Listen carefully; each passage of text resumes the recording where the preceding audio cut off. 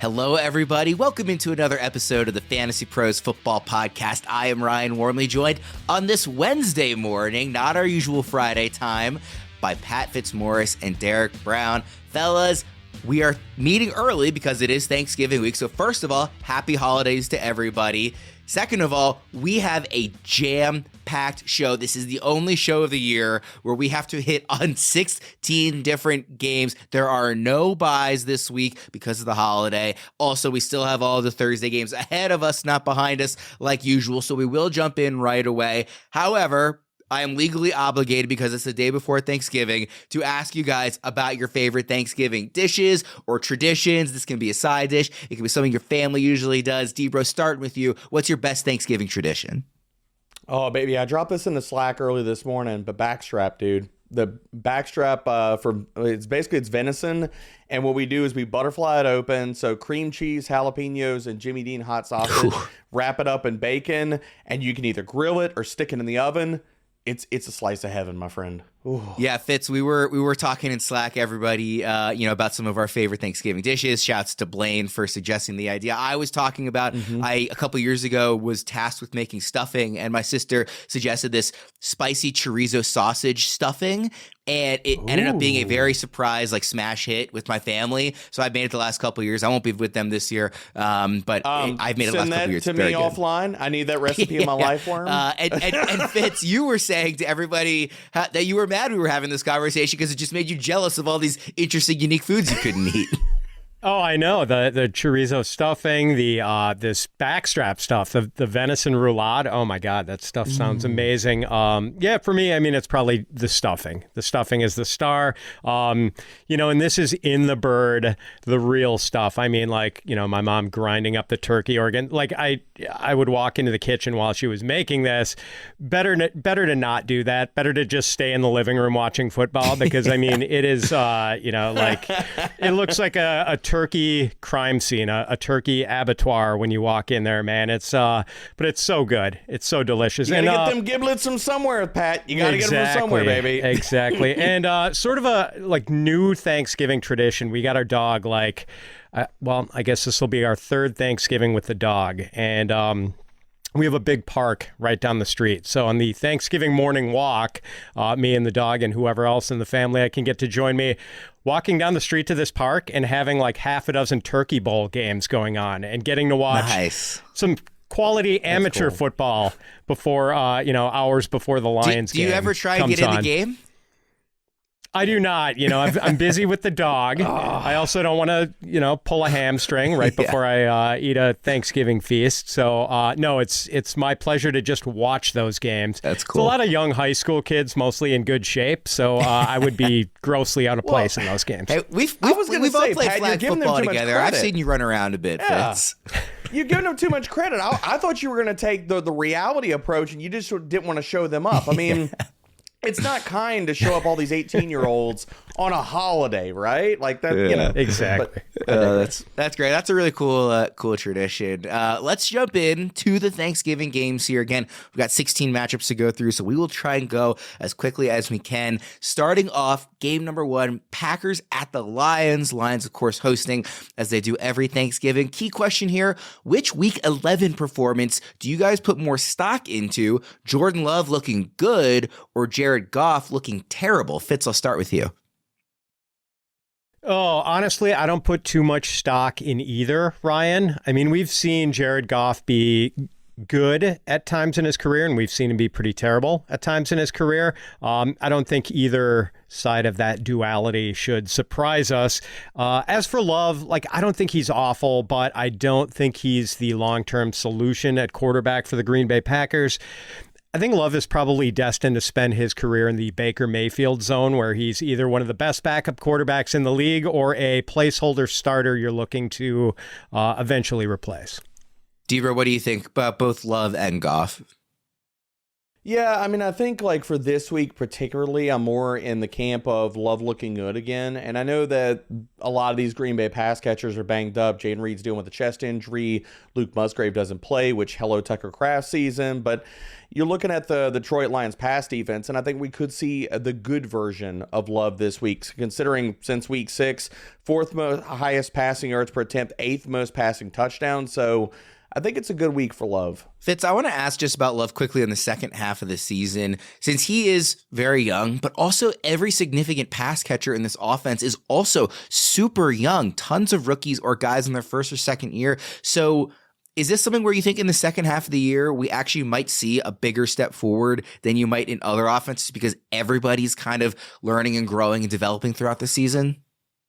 Yeah, this is one of the youngest pass catching groups we've ever seen in the NFL. So, and for that reason, I do think Love is going to get like an opportunity in 2024. I have a feeling the Packers are not going to draft a starting quarterback unless they really tank, don't win another game, and maybe can get like Drake May or something like that. But yeah, so like it stands to reason that maybe Love settles in and feels a bit more comfortable. But I think the reason I'm skeptical that he ever becomes like an above average quarterback. Like it would be one thing if he's playing at this level as a true rookie, but he's already had a couple of years where he's been in the system and, it should be maybe a little more advanced than he is right now. So I'm thinking maybe his ceiling is a little bit lower than, like average or above average NFL starter.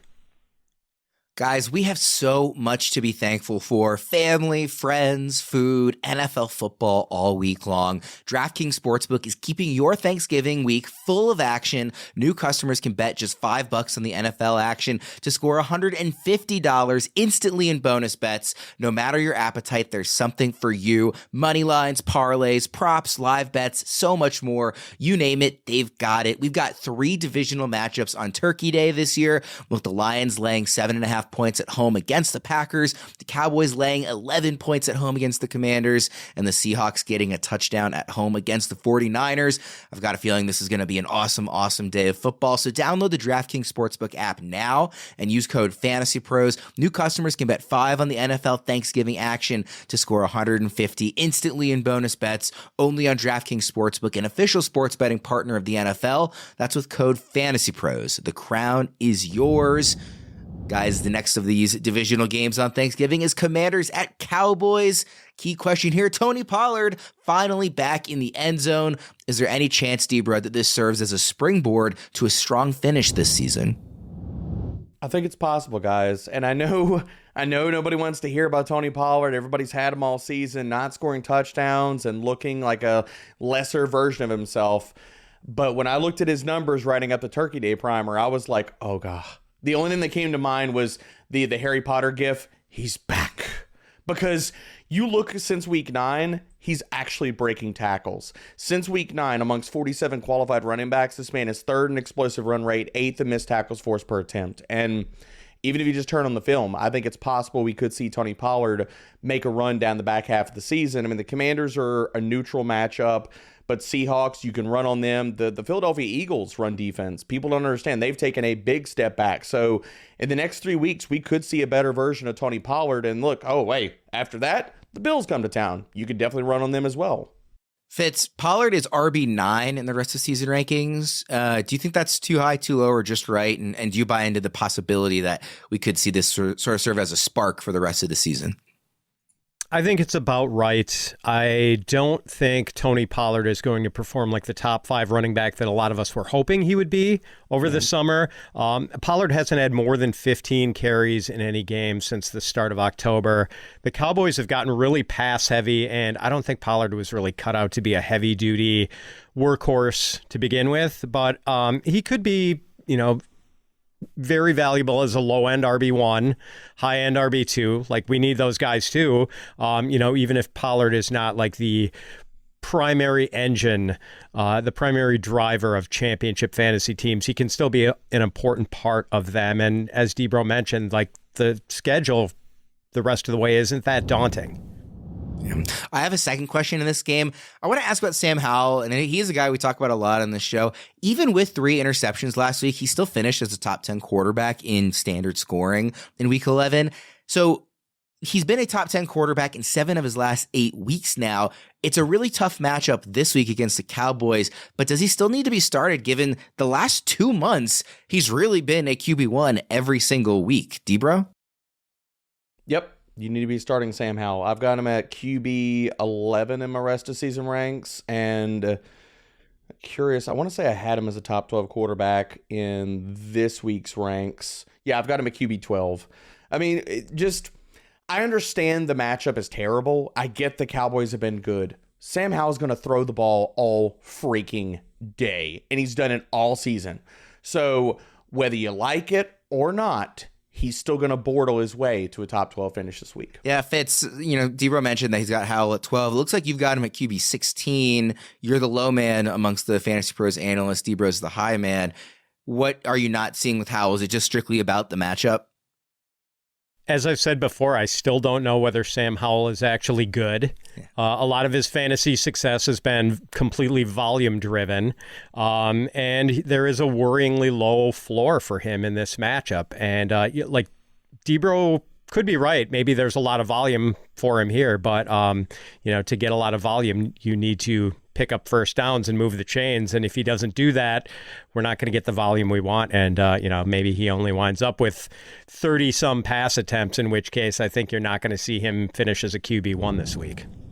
For our next Thanksgiving game, 49ers at Seahawks, my key question actually comes from our Spotify poll that we put up earlier in the week. Everybody can go vote on that if you want to share your opinion there, and I'll give you guys the answer after you answer it. The question is, the Seahawks face tough defenses over the next 3 weeks. San Francisco, Dallas, San Francisco again.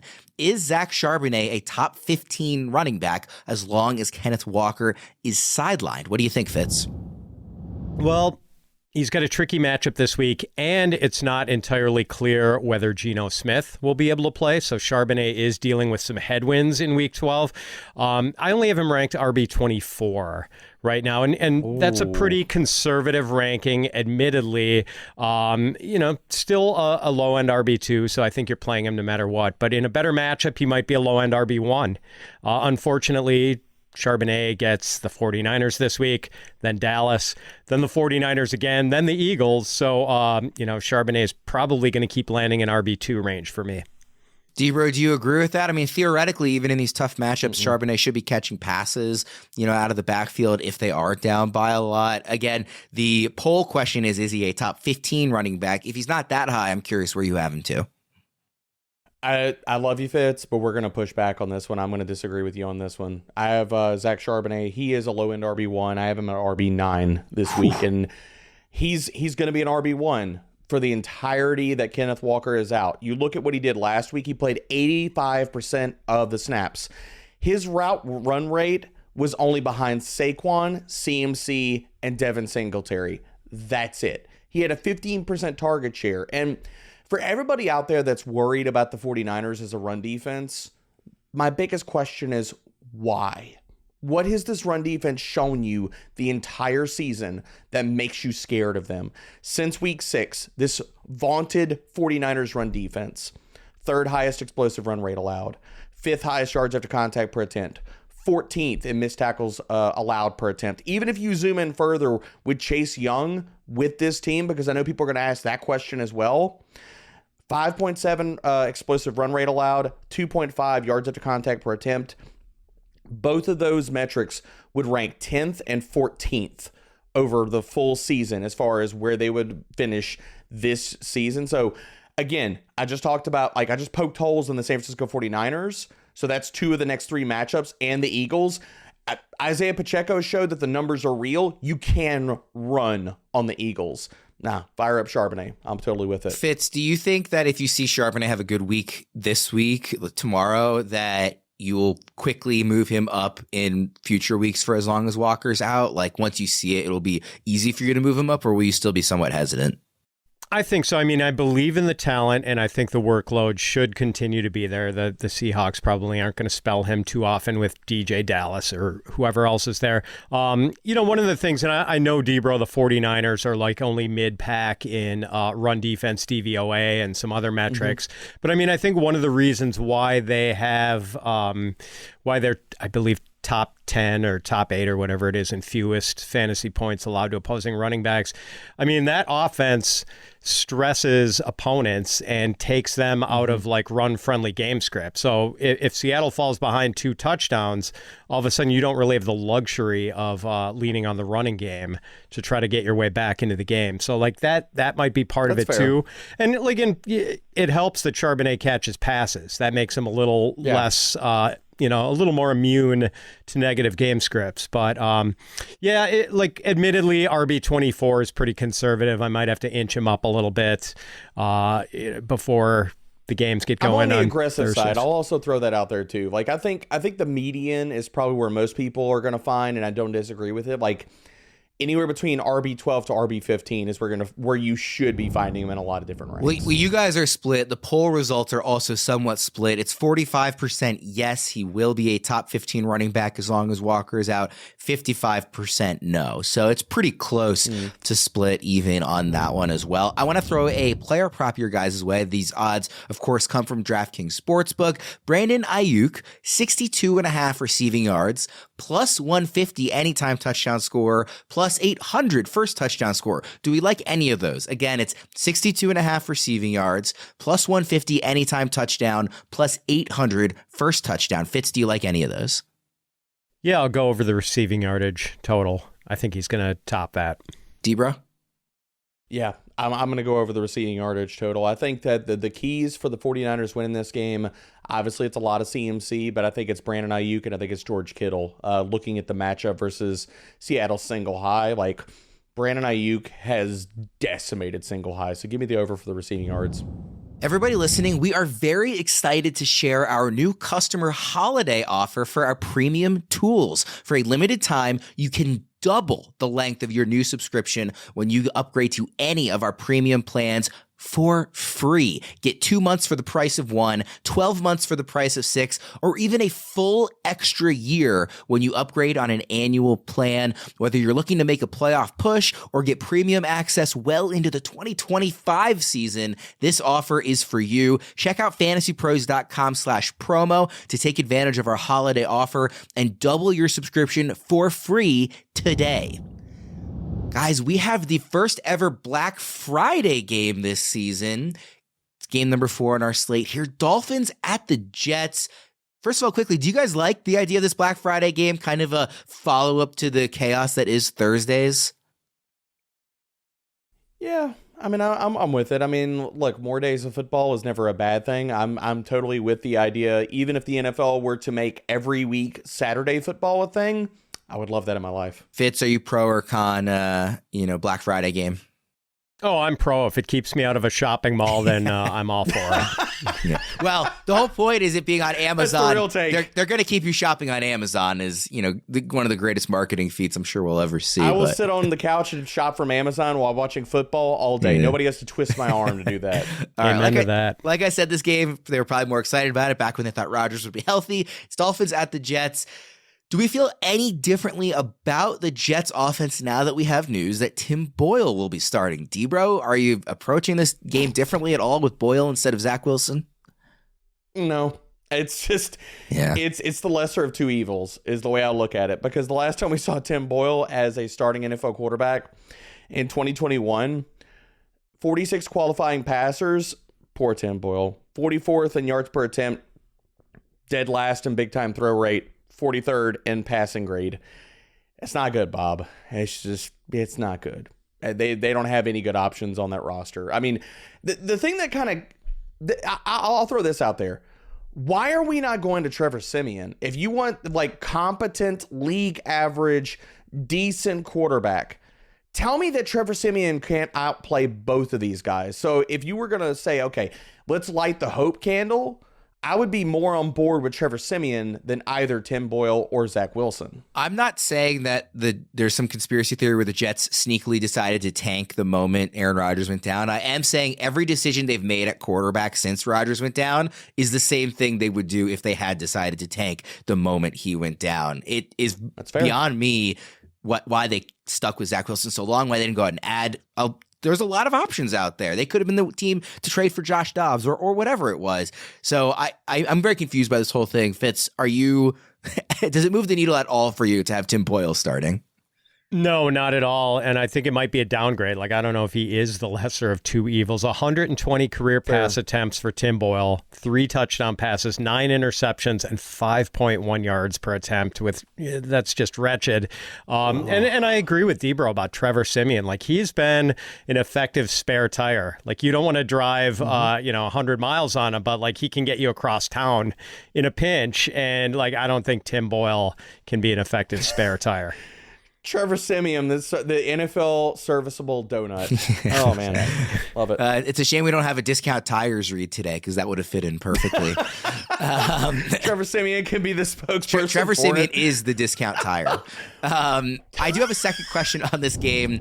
Jalen Waddle has only finished higher than wide receiver 30 3 times this season, but he's still regularly ranked in the top 20 on a week-to-week basis. Is it time to move him down the rankings, given that the Dolphins just aren't using him as much in the way that we were kind of all hoping when he was, a top 15 wide receiver on draft day? Debra, what do you think? I think you're absolutely spot on with this, Worm. I've got him at wide receiver 25 this week, and it's not a case that the ceiling hasn't been there, because we have seen the ceiling outbreaks, but that's legit the only thing that's floating his fantasy ship. I mean, I think Jalen Waddle and Devonta Smith are the Spider-Man gif, except we don't have Jalen Waddle. Like, there's not an injury or anything that's pushing targets back in his direction that's coming to save him.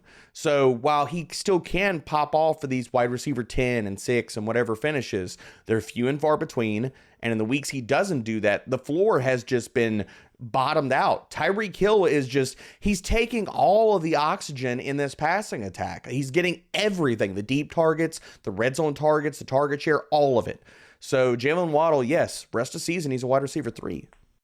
Wow. Fitz, where do you have Waddle? I mean, it might surprise people to hear that since week 2, he has only topped 70 receiving yards in a game once. It was his big game against the Patriots in week 8. Outside of that, since week 2, 46, 35, 51, 63, 42, 55. These are not elite numbers.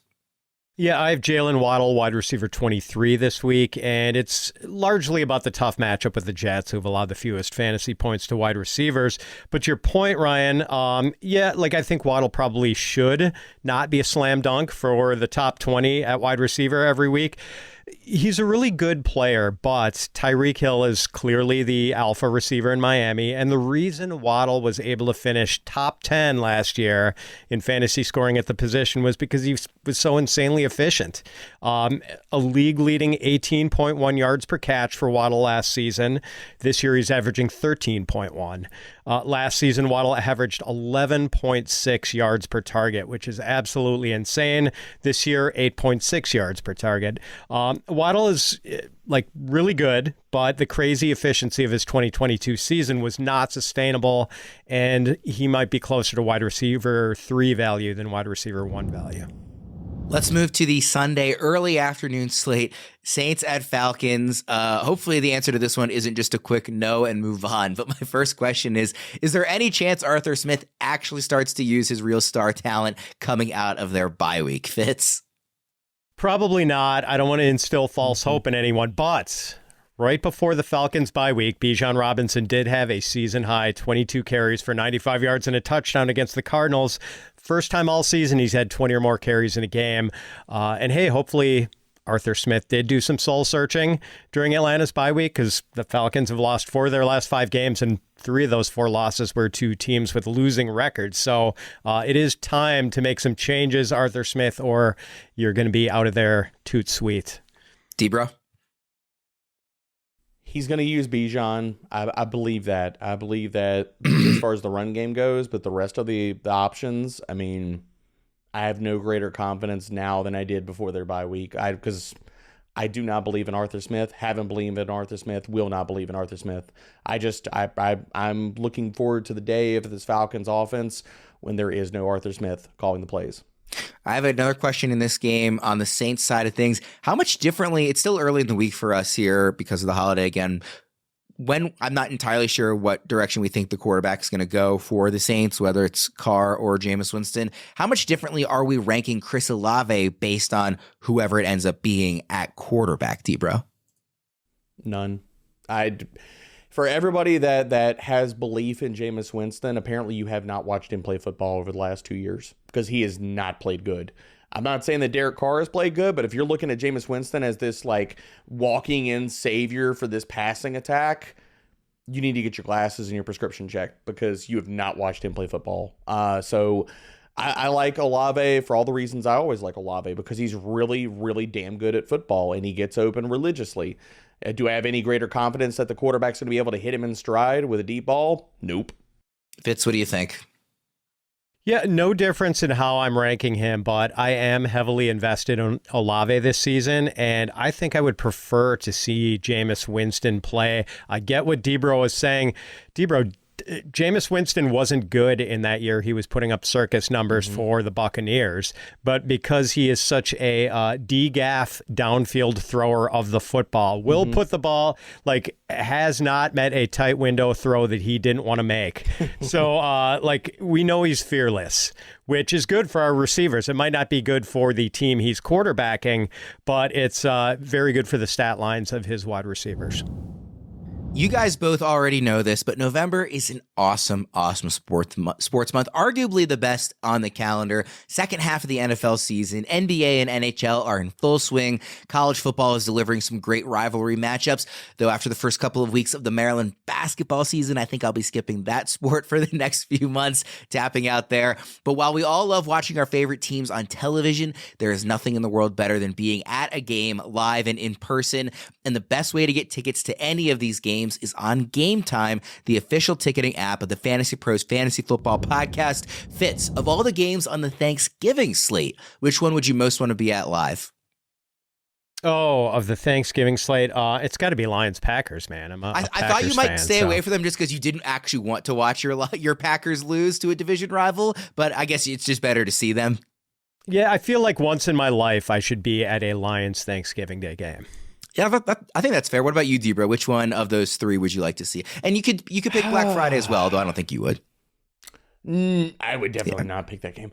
I think it's the 49ers and Seahawks. I would love to see this 49ers offense in the flesh. Watching CMC play, who he keeps humming along, man. Like, tell me he does what he's doing right now for the next, say, 2 seasons. Is he Hall of Fame worthy? I think he needs to be in the conversation, considering if Terrell Davis got in there for a short career, but over that stretch, he was one of the best running backs to ever suit up cleats in that stretch. Christian McCaffrey deserves that type of respect, so I'd love to watch him play football. I think I would actually pick Commanders Cowboys because it's either going to be just an unholy beatdown of epic proportion, or it's going to be a great upset. I don't think the Cowboys are going to win by like 17. They're either going to win by 40 or they're going to get upset, and I'd be excited to see either of those play out. I am on the Game Time app right now, and tickets are still available for all 3 of these matchups. It even shows me what the cheapest options are, and I can also see from the seats the view right away without having to click through a bunch of times to understand just what it is I'm paying for. For last minute amazing deals on tickets to see your favorite football team, download Game Time. Download the Game Time app, create an account, and redeem code FantasyPros for $20 off your first purchase. Terms apply. Again, download the Game Time app and enter code FantasyPros. That's all one word for $20 off. Download Game Time today. Last minute tickets, lowest price guaranteed. Let's get to the next game here, guys. Steelers at Bengals. Obviously, this game looks a lot different than it would have a couple weeks ago. The Steelers, in addition to Joe Burrow being out, the Steelers finally moved on from Matt Canada this week. Do we feel much differently about their offense now, Fitz? I don't know what to expect with the play calling of Steelers quarterbacks coach Mike Sullivan, but I'm cautiously optimistic that this might make the Pittsburgh passing game slightly more functional. Like, we've seen the running backs perk up lately. Jalen Warren and Najee Harris have both been like useful fantasy assets over the last month. But I don't ultimately expect dramatic improvement from the passing game just because I think Kenny Pickett is a quarterback of very modest talents. D-Row, are you more optimistic, less optimistic, or look at this the same way? I look at it as probably on most levels a push, only in the sense that I'm with Pat. I think that Kenny Pickett, I was not a fan of him as a prospect coming out, and he's done nothing like over the entirety of his NFL career to really push that evaluation. And I think at this juncture, the Steelers team knows who they are as far as the identity of this offense and this team. They're winning ball games by running the ball, by keeping the ball out of Kenny Pickett's hands and putting it in Jaylen Warren and Najee Harris's hands. I don't see that that's going to change. Maybe the per play efficiency of the passing game goes up a little bit because the play designs have been so terrible this year. But outside of that, it's most likely a push for me.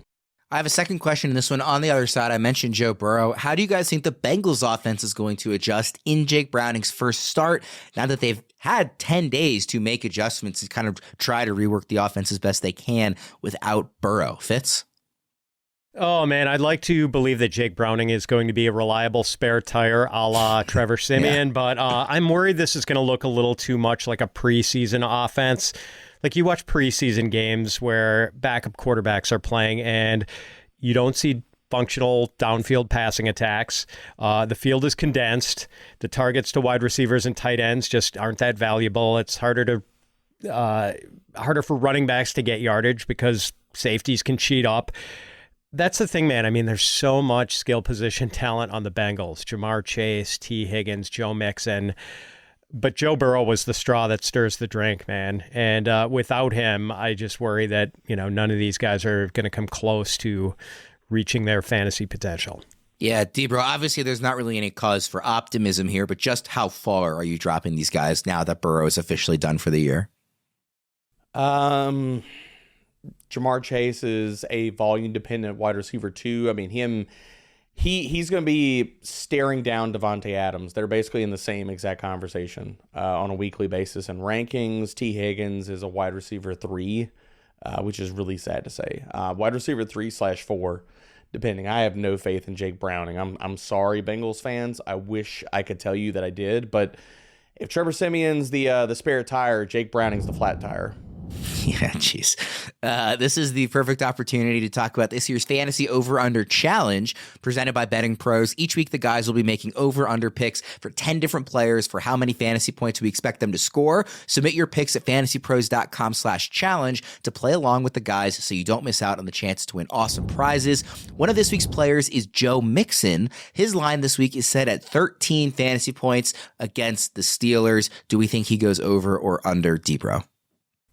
I'll take over just based off of volume and checkdowns. Fitz? I'm going to go under just because I think his touchdown prospects are greatly reduced with Jake Browning at the helm. Let's move to our next game here. Jags at Texans. My question for you, Fitz, how will CJ Stroud bounce back from his first bad game, which I'm putting in quotes? He still threw 336 yards and 2 touchdowns. He just also had a lot of picks, which we hadn't seen during his rookie year so far. How do you think he's going to bounce back from that? Probably pretty well. Like Stroud, unlikely to throw 3 interceptions again. But like the Jacksonville defense is really legit. It's kind of an overlooked unit. So it's not a slam dunk that Stroud has a great week, but I'm optimistic. I have him quarterback 6 this week. Yeah, Debra, where do you have him? I'm probably extremely high on Stroud because, well, I love Stroud every single week. I'm seeing you have him 6 as well.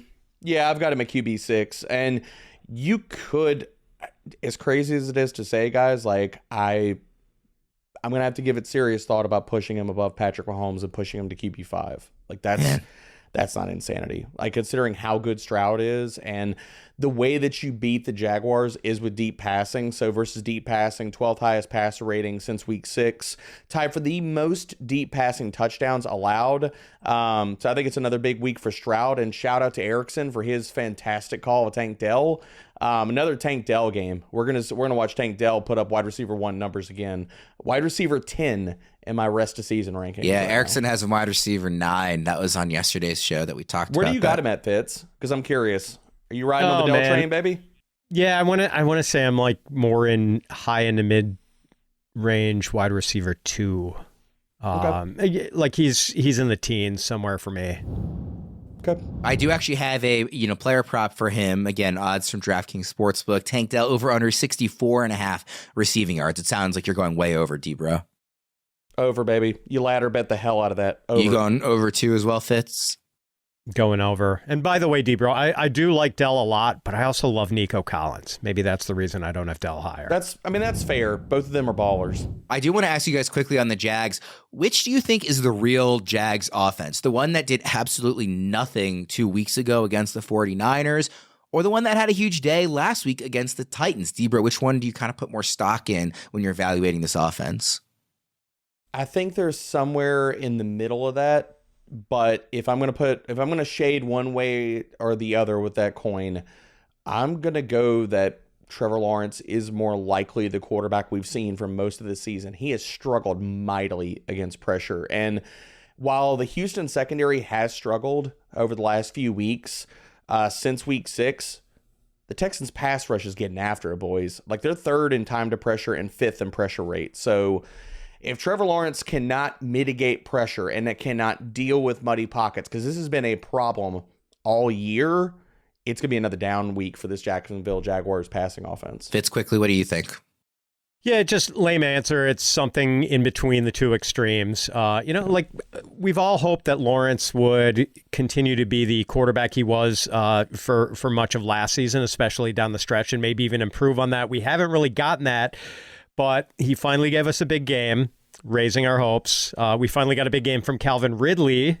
There have only been a few of those so far this season. So a lot of really nice pieces in place in the Jacksonville offense. Hopefully we continue to see more of what we saw last week against the Titans. Guys, I've already mentioned that fall is my favorite season. There's nothing I love more than seeing the colors change and feeling that crisp autumn breeze. It just feels like football. Plus, fall has the undisputed best football holiday, which is Thanksgiving.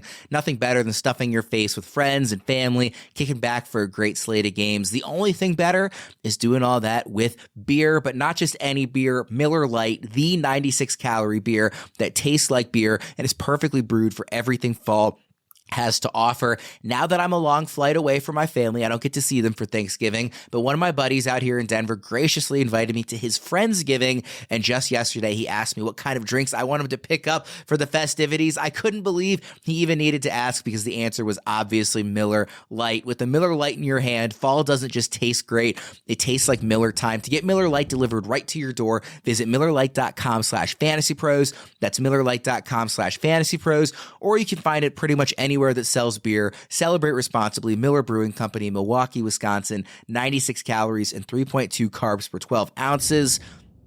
Guys, let's move to Bucks at Colts.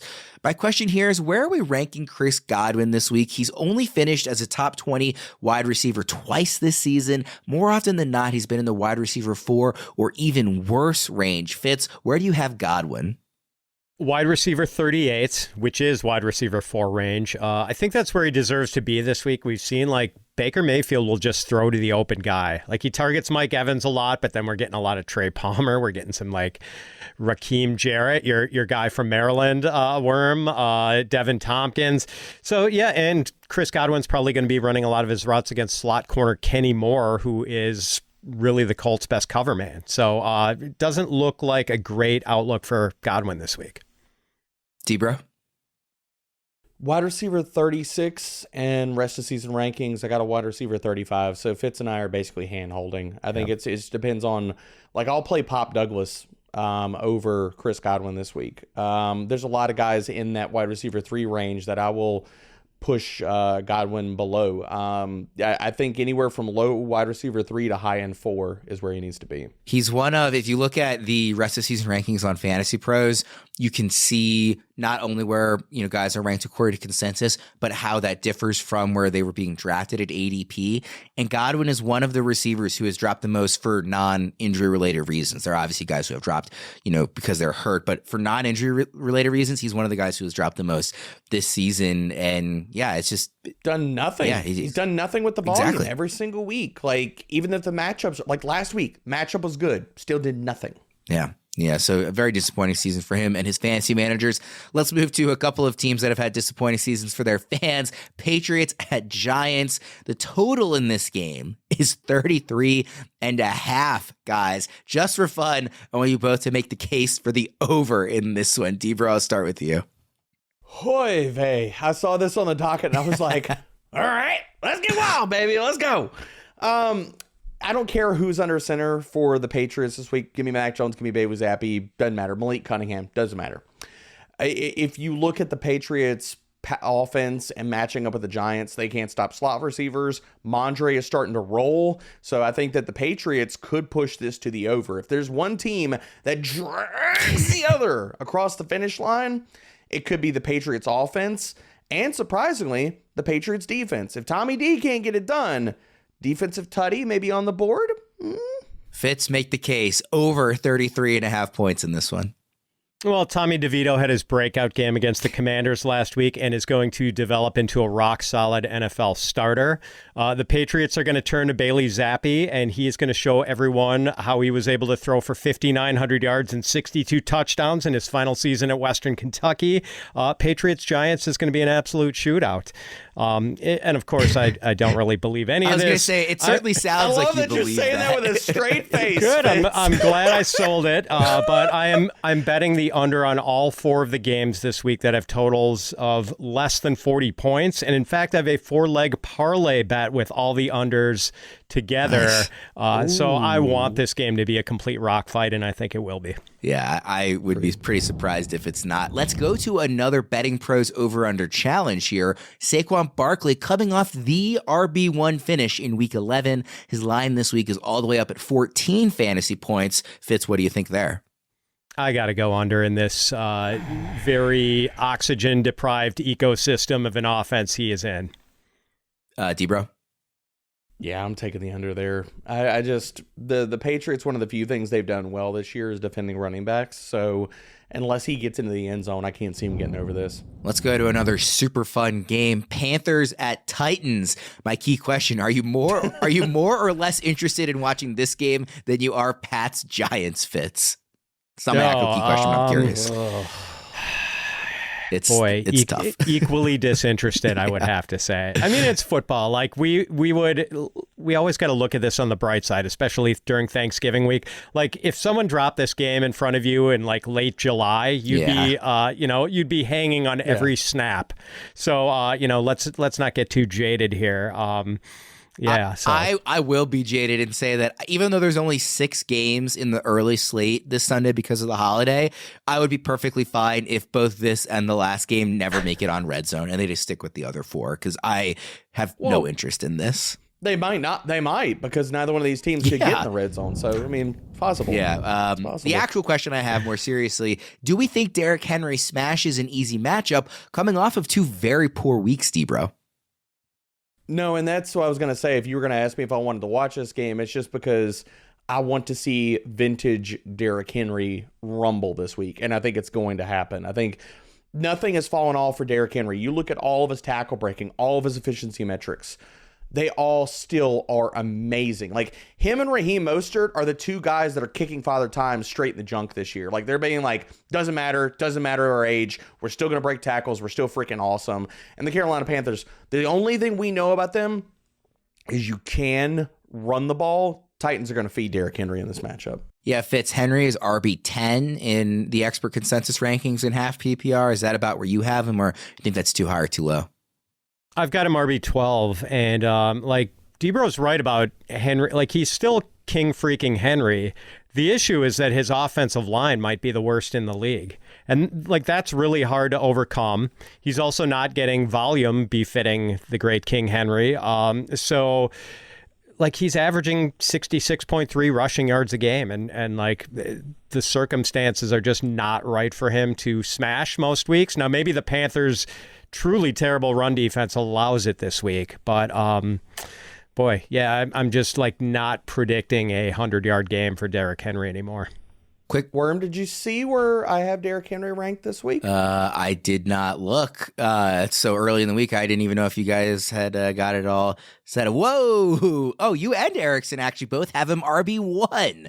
Wow, that is really. I've got him at RB2. Okay, only behind Christian McCaffrey. That's it. That's really. But I've got him at RB2. That's really interesting that it's got both of you showing it. Oh yeah, I had it on standard, not half PPR. But it's interesting that it's Debro RB2, Erickson RB2, Fitz RB12, Joey P RB15. So there's a huge disparity between two of the analysts versus the other. That's I think the king is back, baby. I think we see the king rumble this week. I want access to the time machine that Erickson and Debro are using to get that ranking. Well, stop by Thanksgiving, Pat. we can hop in it together, baby. I do have a player prop here. I want to throw you guys way quickly on the Panthers side. Adam Thielen, his line is set at 70.5 receiving yards. Are you going over or under, Fitz?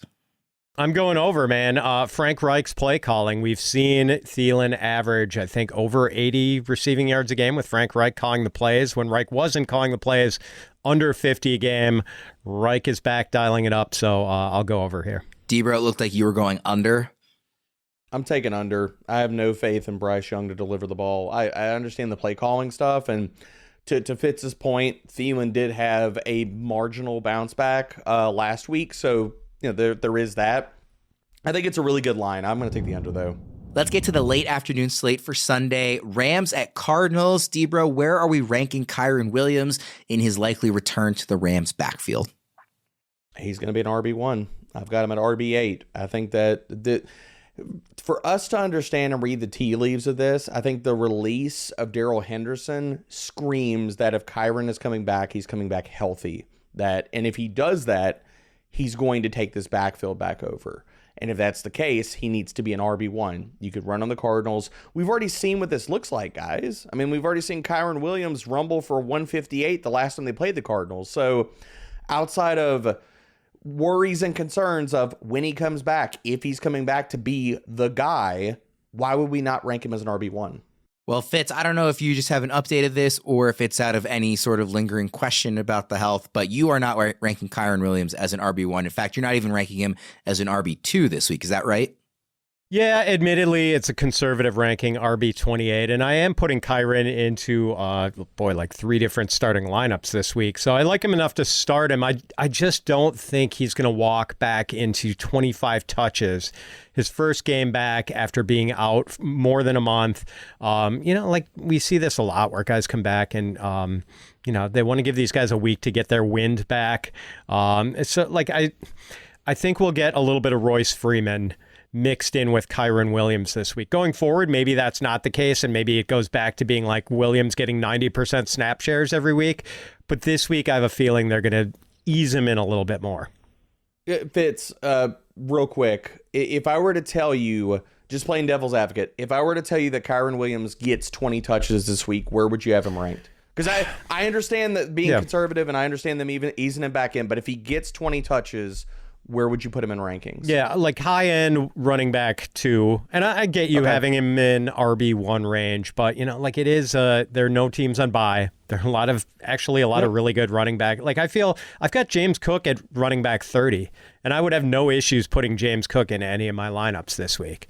It's just there are a lot of good options at the position this week.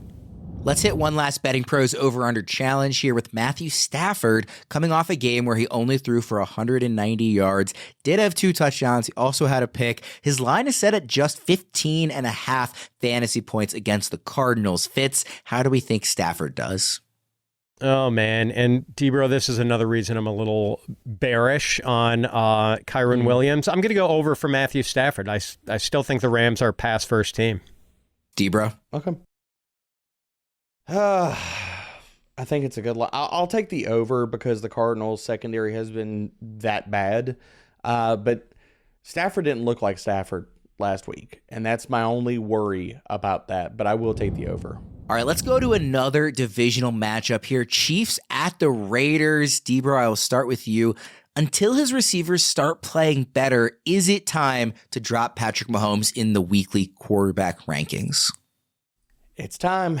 Sadly, it is time. If Travis Kelce has a down week, it's sinking Patrick Mahomes because none of his receivers can either get open or, as we've seen with Marquez Valdez-Scantling, unfortunately, countless times, catch the ball.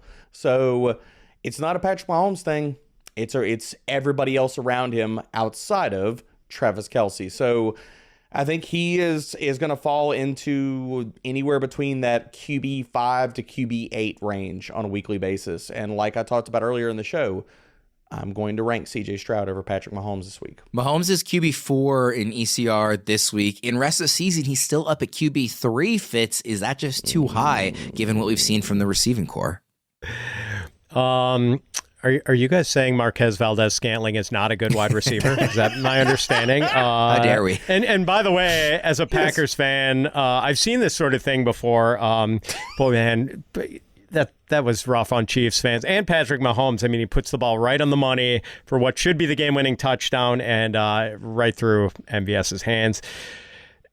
Boy, I'm still ranking Mahomes top 4 every week. Like he's too good. I realize the receivers have let him down a little bit, although we're starting to see Justin Watson step up as like the dependable wide receiver, which is pretty interesting.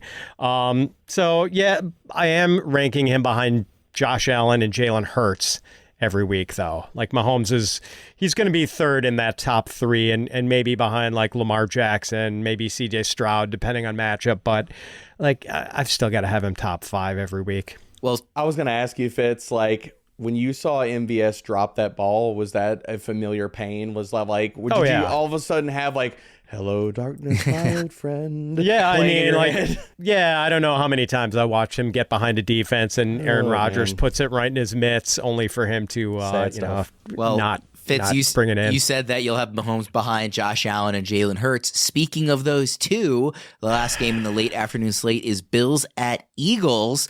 The Bills actually used James Cook a ton in their first game without Ken Dorsey calling plays, but now they face a Philly defense with a reputation for stopping the run, although Debro has talked about how they're maybe not quite the run-stopping defense that we thought they were early in the year. So, Debro, where are we ranking James Cook? I've got James Cook. I know Fitz said he's got him in RB3 range. I've got James Cook this week at RB21. And again, I know that Eagles fans do not want to hear this. Hi, Mike Mayer. I love you. But since week 6, the numbers bear it out. You can run on the Eagles. They're allowing the second highest explosive run rate, the 13th highest missed tackles per attempt, and they're 14th in yards after contact per attempt. So while we get all of these narratives like, oh, San Francisco is really good at stopping the run, oh, the Eagles are an elite run defense, they're just narratives. When you look at the numbers, this is how you get the edge in fantasy, and understanding like Isaiah Pacheco, if they would have fed him last week like they should have, maybe Kansas City would have walked away with that win outside of all the MVS stuff. Fitz, what do you think about the matchup for Cook in this one? Yeah, so as mentioned, I've got him RB30. I agree with Debro. The Eagles defense is not like this impregnable unit, but it's still a pretty good run defense, Debro. They've given up 2 touchdowns to running backs all season. They're giving up a league low 59-point run rushing yards per game to running backs, and they've given up the 11th fewest receiving yards to running backs. So it's not like this is a matchup that we shouldn't be concerned about at all. Like I'm starting James Cook in the league where I have him, but I don't think he crushes it in this matchup. Can we side note for a second? And I know we need to get to this next game, but does anybody else out there wish that Jalen Carter would have picked off that spike from Patrick Mahomes? I keep watching that clip. Oh, man. Absolutely. That was wild. So close, baby. I've never seen that before. That was a truly unique play, and like pretty heady by Jalen Carter to even try that.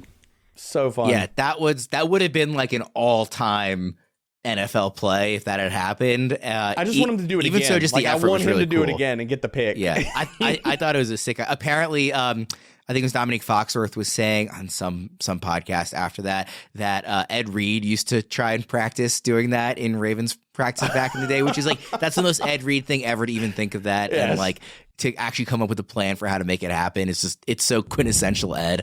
I do have a second question in this game. We can be quick on this one because I think we all expect a good game from him. But how big of a bounce back game is A.J. Brown going to have coming off of his one catch for 8 yards on Monday Night Football, Fitz?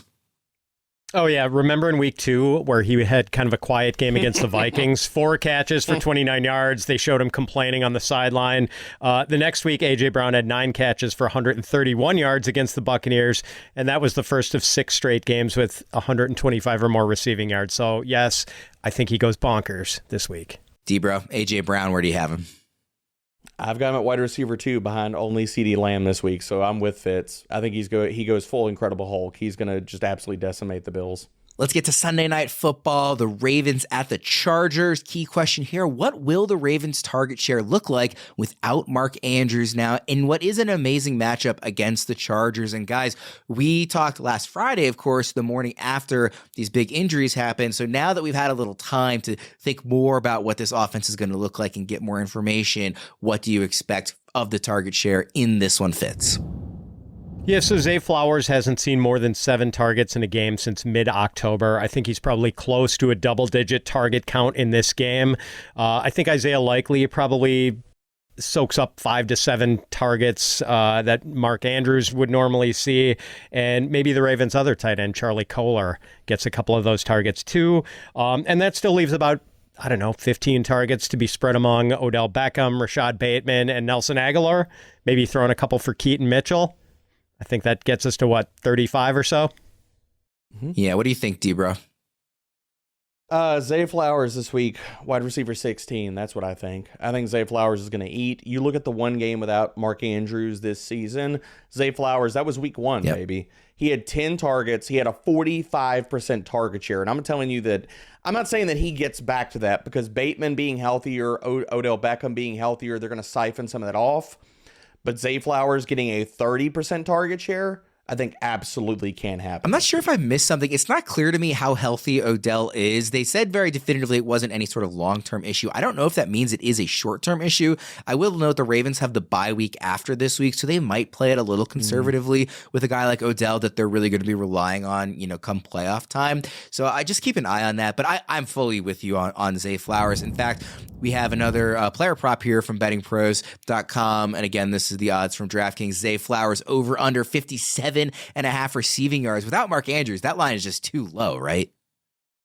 I don't even care the line. I'm betting the over. You could have told me it was 70, and I'm taking the remember, over. he should have had his first 100-yard game too last week. with Andrews going down early. The phantom holding with the phantom call. hold. But yeah, Fitz, are you also going over? I mean, again, 57.5. That's a surprising line to me.